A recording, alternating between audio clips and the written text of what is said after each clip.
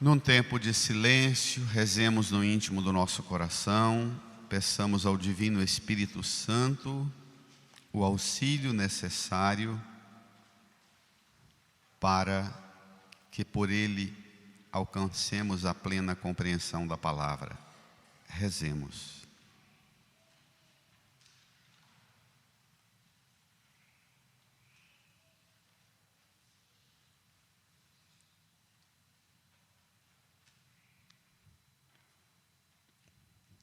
Amém. Irmãs e irmãos, celebramos esta festa solene com um título grande: Solenidade do Santíssimo Corpo e Sangue de Cristo. É uma solenidade, é mais do que uma festa.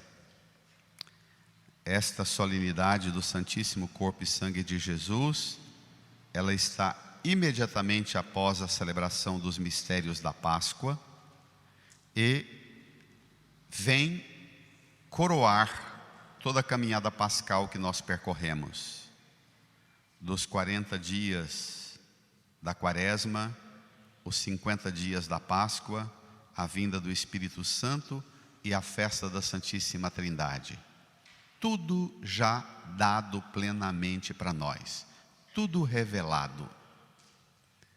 A questão agora é: quais os meios pelos quais Deus nos possibilita participar da vida de Deus que nos foi revelada por Jesus e pelo Espírito. Imediatamente após, portanto, a festa da Santíssima Trindade, vem a festa da Eucaristia, para dizer-nos que daqueles mistérios extraordinários da revelação apresentada, nós podemos participar quando celebramos a Santa Eucaristia. Estamos reunidos ao redor do altar. Muito antigamente, no começo do cristianismo, a missa dominical não era uma missa da comunidade.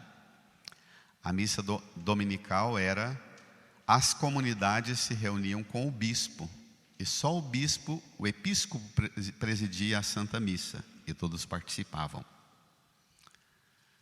Com o crescimento do cristianismo e o surgimento das grandes cidades, isso foi ficando impraticável, e passou a ter, nesta solenidade, ao menos uma oportunidade da evidência da unidade, o bispo, os presbíteros, os diáconos e toda a comunidade com os ministérios, serviços, a vida consagrada, todas as dimensões da vida celebrada ao redor do altar. Também isso gradativamente foi mudando. Somos comunidades grandes. O que celebramos hoje não é uma Eucaristia que nos põe naquela grande comunhão permanente de uma comunidade paroquial. Sempre que celebramos a Eucaristia, nós entramos na comunhão dos santos, na comunhão com toda a igreja, na comunhão com o céu e com a criação inteira. Mas particularmente nessa celebração eucarística de hoje, nós vivemos uma comunhão que ultrapassa-nos, alcança dimensões que a gente tem dificuldade de entender. E abrir esta visão, ampliar a visão de quem nós somos e que comunhão é essa para a qual nós fomos chamados, é muito difícil.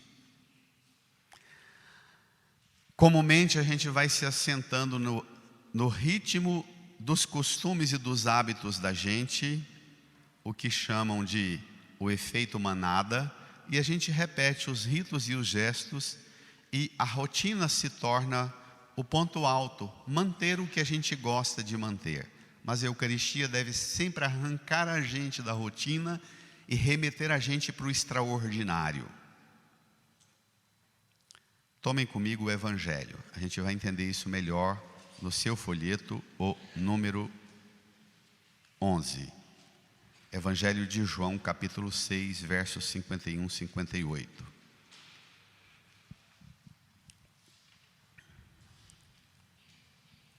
O capítulo 6 de João é um dos maiores capítulos do Evangelho, ou da Bíblia. Tem 71 versículos. Este capítulo é caprichosamente preparado para apresentar a teologia da Eucaristia. E começa com os versículos 1 a 15, a multiplicação dos pães.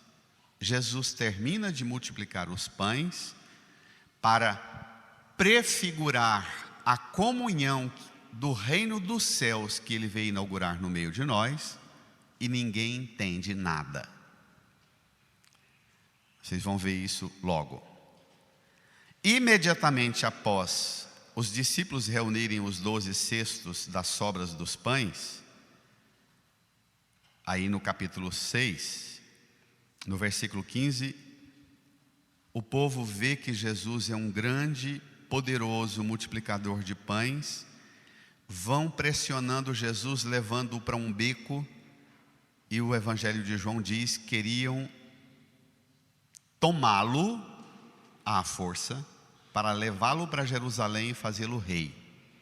E Jesus fugiu. A partir dessa multiplicação e da má interpretação que fazem da multiplicação dos pães, Jesus foge. E a abordagem de Jesus vai passar a ser mais dura, mais firme, e vai provocar muita cisão. Imediatamente a gente vai ver. Então, esta sequência que a gente está aqui, quase lá no final do capítulo 6, já é quando Jesus endurece o seu discurso, firma numa dureza de desfecho dramático. A partir do versículo 66, é a hora em que vão acontecendo as rupturas. Quem não alcança a compreensão do que Jesus fala aqui, começa a gradativamente romper com Jesus. Isso é grave. Quem não compreende o que ele diz aqui, começa a romper com Jesus. E a sequência são 3 grupos que rompem com Jesus. Primeiro, os judeus. Segundo, a família de Jesus. Terceiro, os próprios discípulos. Então é uma cisão. A multiplicação dos pães, os teólogos chamam de o ápice da primeira grande crise da igreja. Imagine, um milagre tão grande provocou a primeira grande crise na igreja. Os judeus acusam Jesus de ser blasfemo, herege. A família de Jesus escuta esse discurso e diz para ele assim: vai-te embora daqui, vai para a Judéia, sai da Galiléia, vai para a Judéia pregar, porque é bom que outros conheçam as maravilhas de Deus que você anuncia, mas sai daqui. E o evangelista João diz assim: a família de Jesus dizia isso, vírgula, não porque o reconhecia como grande, mas porque queriam fazerem-se livres dele.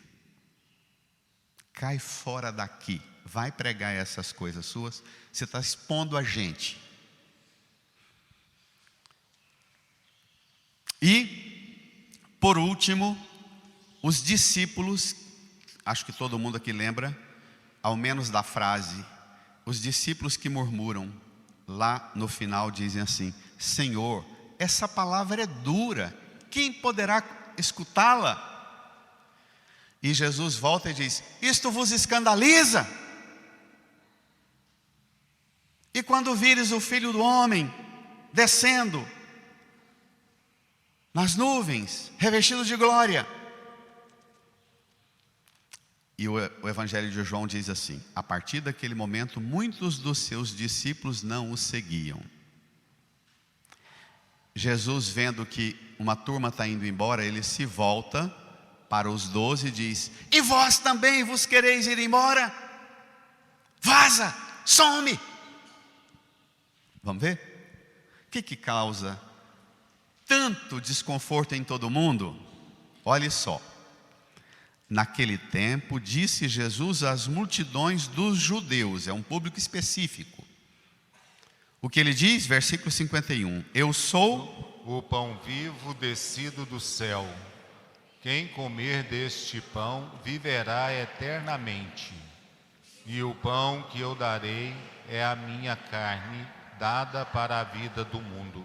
Pronto, Jesus diz para a multidão que está atrás dele por causa da multiplicação, diz: vocês querem o pão e o peixe que eu dei, mas eu quero que vocês descubram a mim como um pão que desceu do céu.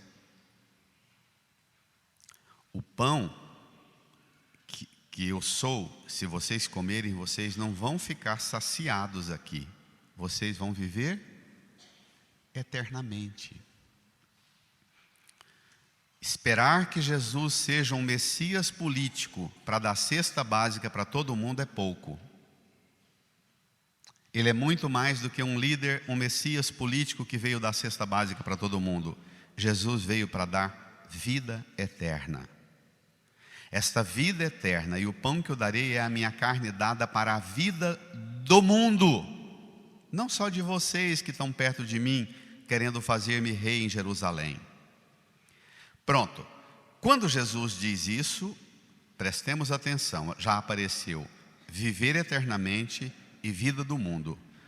Isso causa um conflito. 52, os judeus discutiam entre si, dizendo: como é que ele pode dar a sua carne a comer? Quem é esse?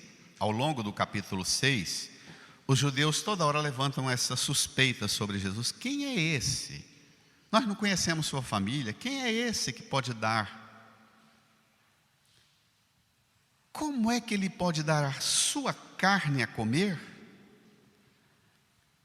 De novo Jesus: em verdade vos digo, se não comerdes a carne do Filho do Homem e não beberdes o seu sangue, brada, não tereis a vida em vós. Vamos só repetir: viverá eternamente, carne dada para a vida do mundo, e ter a vida em vós.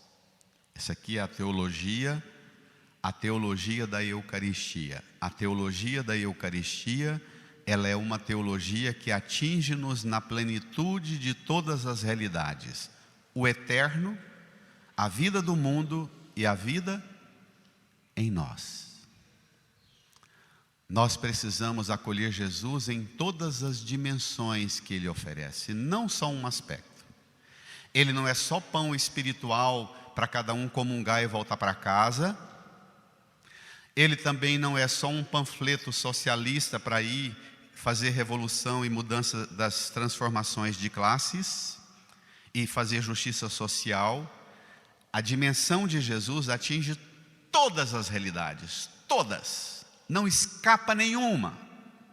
O eterno, a vida do mundo, a teologia que eu preguei há 2 domingos atrás, de Bento XVI, o Espírito Santo, o sopro do Espírito Santo, o Espírito Criador, não é outro senão o Espírito Santificador, Salvador, é o mesmo. Não há oposição entre o Espírito que cria e o Espírito que santifica a criação. Nós precisamos escutar o Evangelho purificados das ideologias que põem a gente enxergando ou só do lado da esquerda ou só do lado da direita. Nós precisamos permitir que o Evangelho alcance a plena visão, a cosmovisão que Deus tem de todas as realidades. O eterno, o mundo, a vida em vós. Esta vida em vós, ela é tão bonita. Rapidamente, vem comigo na primeira leitura. Eu fiquei tão intrigado essa semana com esta primeira leitura.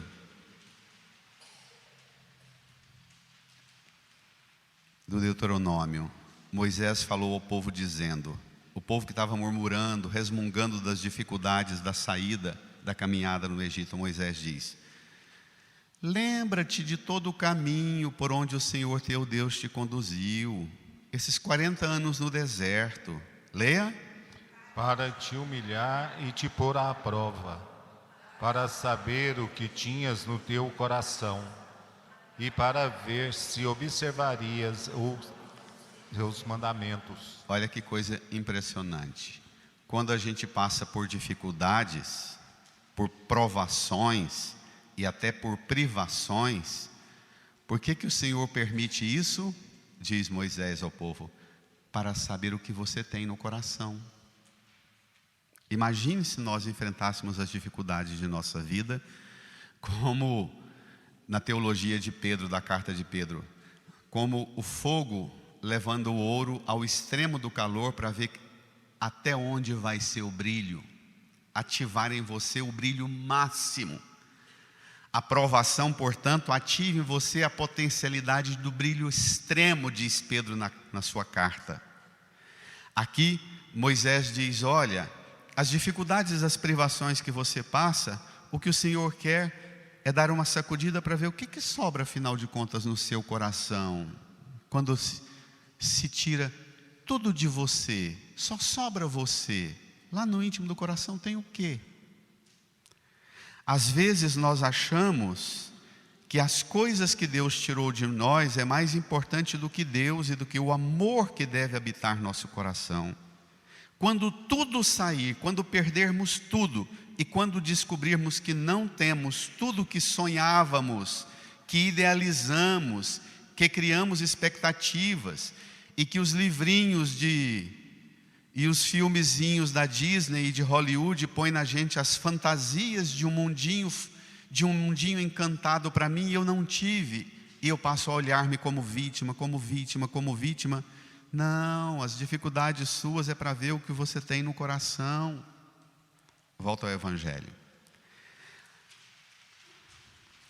Quem comer a minha carne e beber o meu sangue, tereis vida em vós. Tenha vida em você. Versículo 54. O oposto. Quem come a minha carne e bebe o meu sangue tem a vida eterna, e eu o ressuscitarei no último dia. Gente, olha a sequência de repetição: viverá eternamente, vida do mundo, vida em vós, vida eterna, ressurreição. Jesus, portanto, é uma realidade que nos projeta. Repito, recoloco a questão: o capítulo 6 começou com a multiplicação. A finalidade da entrega de Jesus por nós, nos milagres, prodígios e sinais, na cruz e particularmente na sua entrega no altar, na última ceia, a razão é dar-nos a vida eterna e ressuscitar-nos. Eu dizia domingo passado, se alguém se lembra, que por que é que nós não falamos mais de vida eterna e de salvação? Porque o que está em crise não é a igreja refazer os manuais antigos sobre salvação e vida eterna. Nós não falamos mais de salvação e de vida eterna porque o que está em crise em nós é o amor, a relação com Deus. Quando for refundado o amor em nós e nossa relação no amor com Deus, a comunhão brotará naturalmente, a percepção do eterno fluirá naturalmente. A consequência natural da Eucaristia, de sair daqui da mesa do Senhor hoje, quando recebermos o seu corpo e o seu sangue, é a gente sair daqui com no coração nosso um senso de que há vida em mim, eu sou projetado para a vida eterna. Esse corpo alimentado, ele é alimentado em vista da ressurreição do último dia. esta Eucaristia, ela não é só um remedinho para as angústias desta manhã, mas ela projeta-nos para a superação de todas as aflições, de todas as inquietações, de todo limite, de toda ambiguidade de nossa vida e da vida do mundo. 55. Porque a minha carne é verdadeira comida e o meu sangue, verdadeira bebida. Continua, quem come a da minha carne e bebe meu sangue, permanece em mim e eu nele. Aqui o verbo queridíssimo por João. Ao longo de todo o Evangelho de João, nenhum texto da Bíblia repete tanto esse verbo permanecer. Dos lábios de Jesus, essa expressão aparece muitas vezes. Jesus diz muitas vezes que a razão da vinda dele, da paixão dele, da entrega, da sua morte, da sua ressurreição e de tudo que ele fez, ensinou e realizou é para que eu permaneça em vós, vós permaneçais em mim. Portanto, a Eucaristia não é mais aquele tempo da religião dos fenômenos do Antigo Testamento. A gente estava andando no deserto, subimos um monte para rezar, e de repente um clarão, uma nuvem desceu, e escutamos um trovão, e Deus falou. Os fenômenos extraordinários, você tem que ter a sorte para ficar olhando, procurando os fenômenos pelos quais Deus manifesta. A Eucaristia é uma forma cotidiana, permanente e eterna. Nós vamos ouvir daqui um pouco: tomai todos e bebei, este é o cálice do meu sangue, o sangue da nova e eterna aliança, que é derramado por vós e por todos. Aqui a Eucaristia é para pôr a gente numa relação permanente e não avulsa. Está tudo mal, eu corro ali, rezo e volto melhorzinho. Está tudo fadigado, eu vou ali, corro na igreja, rezo um pouquinho e fico melhor. É mais do que isso. A Eucaristia é para estabelecer no coração nosso, em nossa interioridade, um sentimento de que, comendo e bebendo o corpo e sangue do Senhor, este alimento faz com que Deus, se fazendo alimento, quando a gente come alguma coisa, o que acontece com a comida? A comida vira vida no corpo da gente, não vira? Os nutrientes, as proteínas, não é isso? Então, quando Deus se faz comida e bebida, é porque é deificar, é tornar-nos, na expressão de Paulo, vós sereis deuses, porque o alimento, o substrato desse alimento é estabelecer uma presença permanente de Deus em nós e não um fenômeno extraordinário. Versículo 57. Como o Pai que vive me enviou, e eu vivo por causa do Pai, leiam. Assim, aquele que me recebe como alimento, viverá por causa de mim. Você já imaginou isso? Você acordar toda manhã, despertar, lembrar das fadigas do dia e dizer: mas eu vivo por causa de Jesus. Eu não vivo por causa dos problemas que eu tenho que levantar e correr atrás para dar conta de pagar, correr, resolver. Eu vivo por causa de Jesus. E por causa de Jesus eu me levanto e vou enfrentar as realidades da vida por causa de Jesus, porque eu tenho que levar Jesus para estas realidades. Não vivo por causa dos problemas. Eu vivo para levar Jesus para superar todas as realidades. Imagine como seria o mundo se nós entendêssemos assim.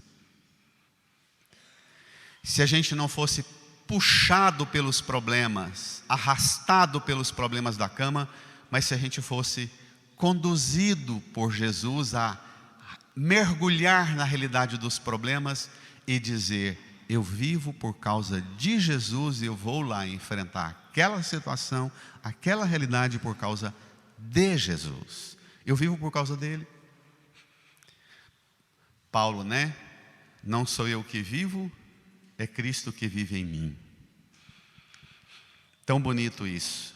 Quando a gente supera, imagina, Maria Helena Café gostava de dizer, quando os catequizandos perguntavam à catequista, é pecado não ir à missa no domingo? Ela dizia, antes de ser pecado, é burrice. Como é que você deixa de receber uma graça tão grande que sustenta, capacita e qualifica você para enfrentar tudo? É burrice.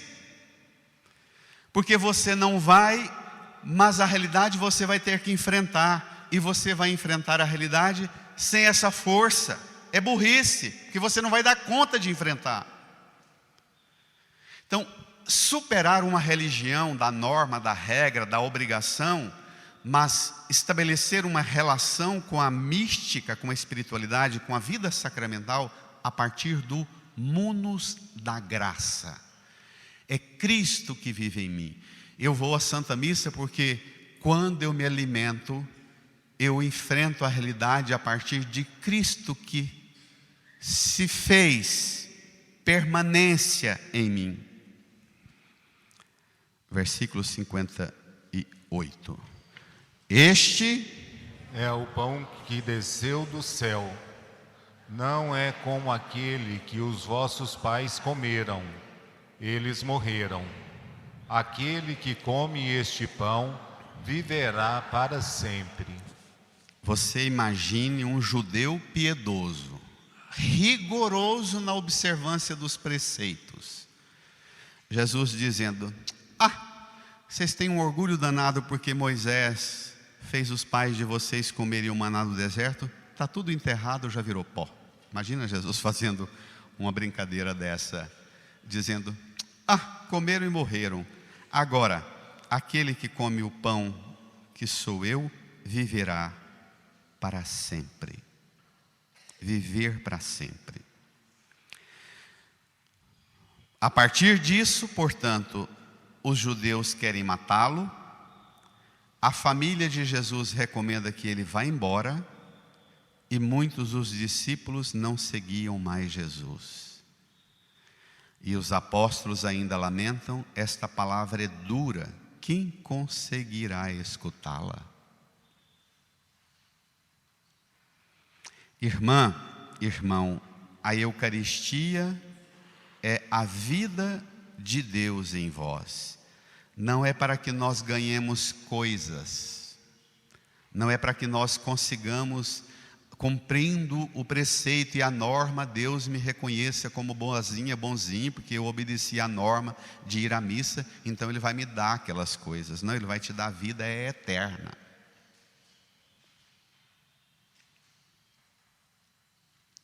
Quando nós recebemos a Eucaristia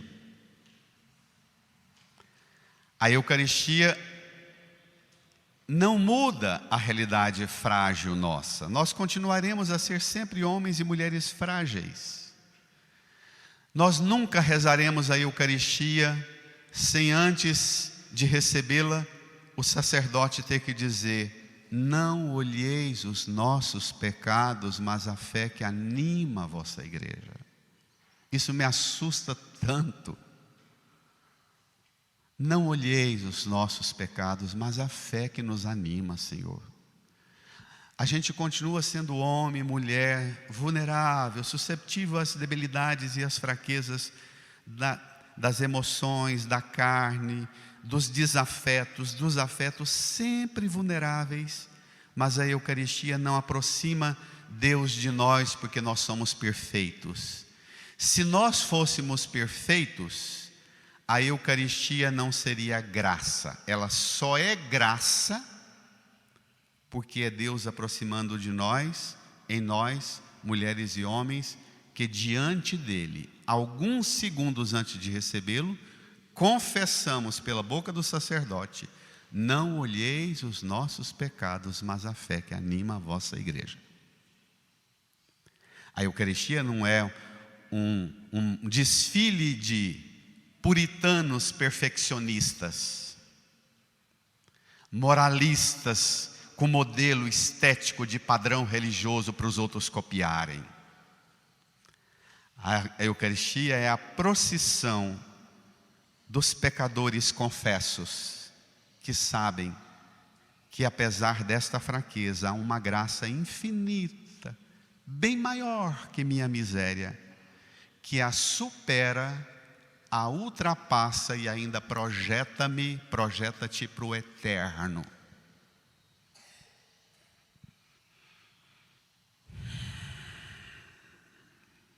Pega o salmo, vamos rezar esse salmo, é tão bonito, não vou nem comentar.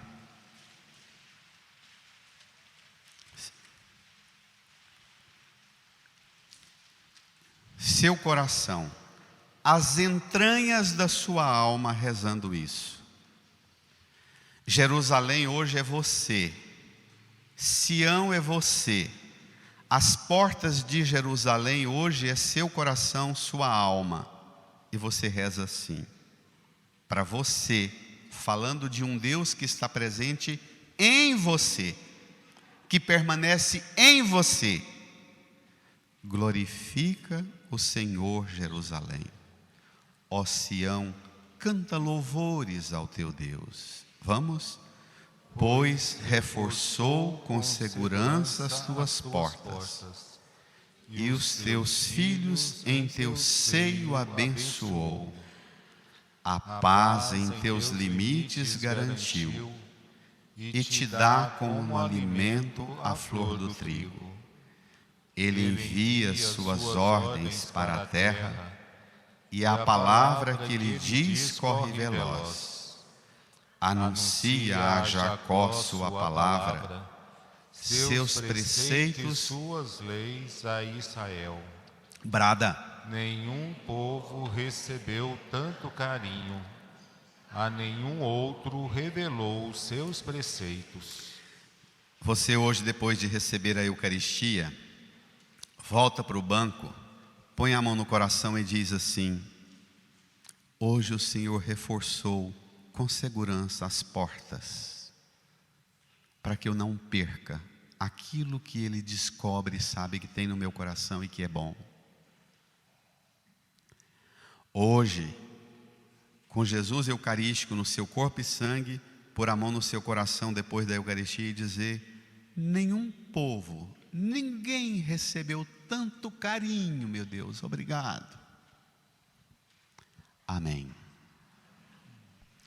Incline a sua cabeça, reze num tempo de silêncio, peça a Jesus para ajudar você a descobrir o que tem no seu coração. E no seu coração você descobrir a presença do próprio Deus. Ele quis te pôr à prova para saber o que tinhas no teu coração. E você descobre que no teu coração há Deus. Está Deus, que permanece em você. Por graça. Por graça.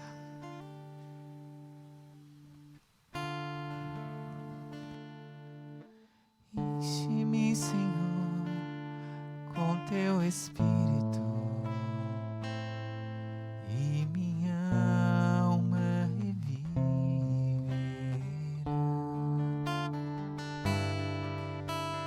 Enche-me, Senhor, com teu Espírito,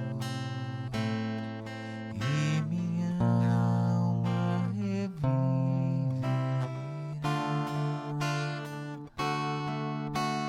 Para te adorar, para te louvar, enche-me, Senhor Jesus,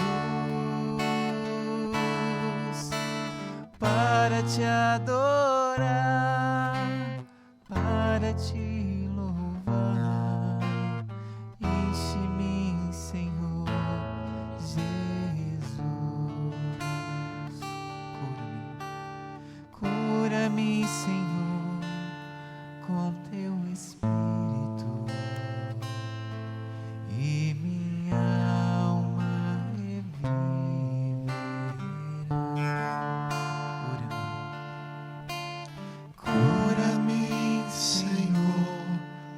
teu Espírito, e minha alma reviverá para te adorar, para te louvar. Cura-me, Senhor. Fiquemos em pé. Para te adorar, para te louvar. Cura-me, Senhor Jesus. Estenda sua mão para a cruz. Reze do seu jeito, como o Espírito te inspira. Se te ajuda, reze comigo. Senhor Jesus, Senhor Jesus, no sofrimento da cruz, no sofrimento da cruz, o seu corpo foi moído o seu corpo foi moído como um grão de trigo, como um grão de trigo, e sua carne oferecida e sua carne oferecida como pão como pão da fina flor do trigo. da fina flor do trigo. Obrigado, Jesus. Obrigado, Jesus, No sofrimento da cruz, pelo sofrimento da o cruz. seu corpo foi pisado, O seu corpo foi pisado, macerado macerado como a uva, como a uva, e o Senhor deixou e o Senhor deixou escorrer escorrer o suco suave suco suave do seu sangue, do seu sangue, o vinho novo o vinho novo da nossa salvação. da nossa salvação. Pão e vinho, Pão e vinho, corpo e sangue, corpo e sangue na cruz, na cruz, no altar, no altar, em mim, em mim. é graça, É graça, por graça, por graça, oferta generosa oferta generosa do seu amor, do seu amor, que eu acolho que eu acolho e adoro. e adoro. Põe a mão no seu coração, incline a sua cabeça, faça uma oração que talvez você nunca tenha feito, agradecendo a Jesus presente em você pela Eucaristia. Agradeça a Jesus. Ame Jesus.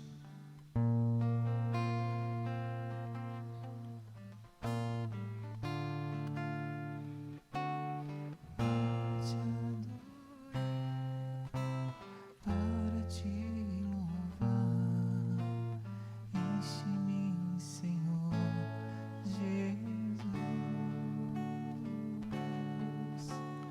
Para te adorar, para te louvar, enche-me, Senhor.